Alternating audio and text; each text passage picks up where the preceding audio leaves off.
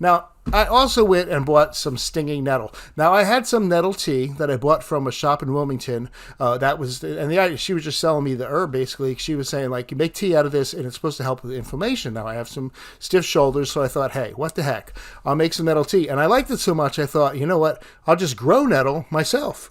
That would be a lot easier. But again, being in the fall, I couldn't really put them outside, so I just wanted to get a couple seeds in there to see what would happen. So I got a pot, filled it up with a little bit of dirt. I actually started some of the seedlings in a tray, and now I'm just going to transfer them into the pot and then see what we're going to get out of it, and hopefully get big enough that maybe I can pluck some of the leaves off and make tea out of it. Now they do sting. They have little thorns on them when they get a little bit bigger, I've heard. So the leaves themselves are fine, but you got to be careful of the stems and not getting stung. But so I put them out in the sun, get some sunlight here, you can see they're starting to grow little seedlings here, and they kind of got pretty big, but not really big enough to make tea yet. But like I said, I've got them inside. Here they go. Got some sun coming in the window, and I'd be curious to see how in two months maybe I'll be able to transport them. So I did. So I took them outside, and they've grown a little bit bigger. Here you can see them, and they're kind of coming along, and they're slow growers, but they're coming. The sun, I think, is helping get some wind, so the stalks will be strong. And then by winter time, you can see the snow outside the window in the yard. They started to make seeds, which is cool, because then if I can harvest those seeds, I could plant more nettle and just keep perpetuating the nettle forever. So let's get into the tea making. Let's go right now and make some tea. But meanwhile, I wanted to make some nettle tea because it's supposed to be really good for inflammation. So I cut some ginger, and that's supposed to be good for inflammation. And I started with some of Kim's tea, which is made from the bark of a tree.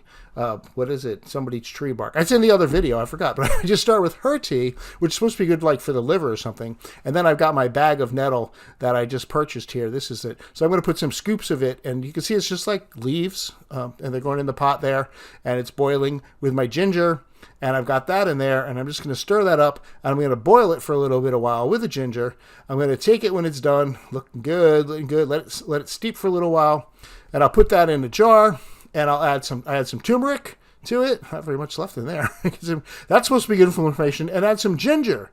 No, not ginger. I'd have the ginger's already in there. Oh, cinnamon. Cinnamon, that's the other thing. So all that into this magic tea that I'm going to drink. All right, what's up next? We're going to make some tea. This is the magic tea.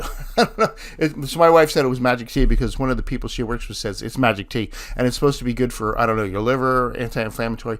I don't know. So I'm just going to boil some water here. I got a pot. I put in 20 cups. 20 cups of water.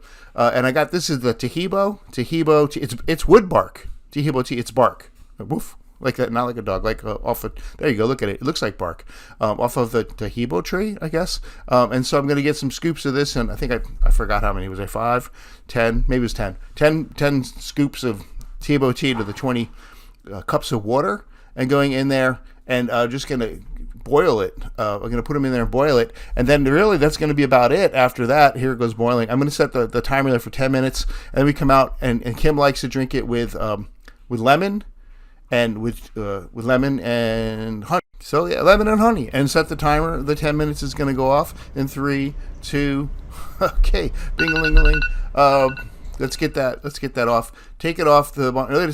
Let it burn. I'm just going to turn it off here. I'm going to put it on the back burner, and it's going to let it steep for another till it cools off, really. And then I'm going to put it into the container that is. There you go. Oh, you got to strain it. You got to get out the bark. There's the honey and the lemon, and it's going to be really good. So finally, I wanted to have some espresso one day, and I've got this old espresso coffee pot, if you will, that was, I suppose, my grandmother's on one side of my family there. So I got some espresso coffee, which is very fine powder, and it goes in the top, and this little thing has little holes in it, and you put water in the bottom part of it, and it's kind of like a little contraption. You put the piece with the coffee in it on top of that or inside of that, and then you put the pouring part, the pitcher, if you will, on top of that, and you take the whole thing to the stove and you place it on the fire, and you wait for the water on the bottom to heat up to, I guess, to maybe just before a boil, and that doesn't take too long because it's not that big a pot. So you turn it off the